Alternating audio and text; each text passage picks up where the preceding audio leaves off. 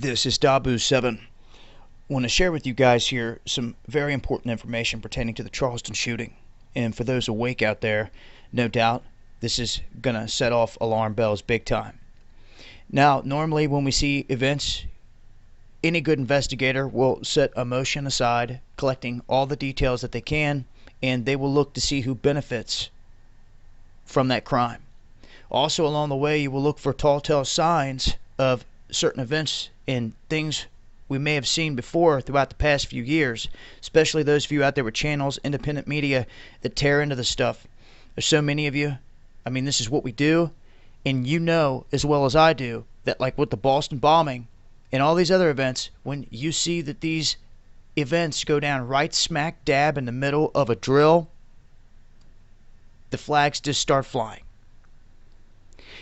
As you can see pointed out right here, Charleston, believe it or not, was conducting an active shooter drill right smack dab in the middle of this whole drill comes this event. It was going down the 15th to the 19th, right in the middle. We have the shooting in Charleston. So once again, ladies and gentlemen, I want you to understand that we have an event as big as they're blowing it up in the mainstream media.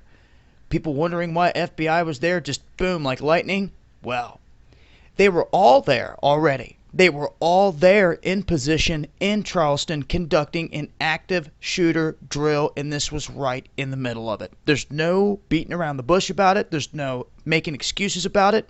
It's the facts. They were all there prepared for this exact situation. So how then did the man make it out of the town and go on this big run and all this other stuff? All these other questions start to come into play. Did I forget to mention that the families just got paid $29 million? And people were pointing out these images of the hand gesture, pyramid signs, everything else.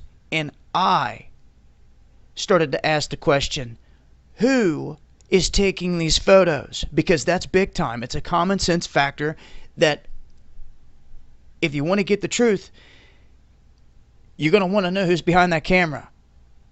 And lo and behold, we come to find out that a person they're saying is involved in this was his roommate. And I want you to see this image that was posted before all this went down on his roommate's Facebook. As you can see, two left hands, a black and a white hand, reaching for each other with guns. Now that's a sure symbol of people turning against one another. Even though they're shaking hands, it's like the knife in the back. You see, and it says life is full of fake people. Trust no one. It's not showing about peace or love or anything like that. I want you to notice that the one word that's capitalized besides life and trust is fake.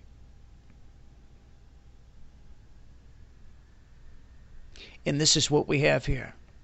The latest in this Charleston shooting. Make of it what you will. This isn't taking away from anything else out there that we've come across, adding to it, and showing proof.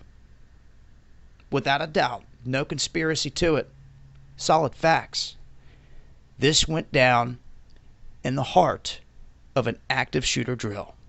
Once again, I'll leave links. It's been Dabu7.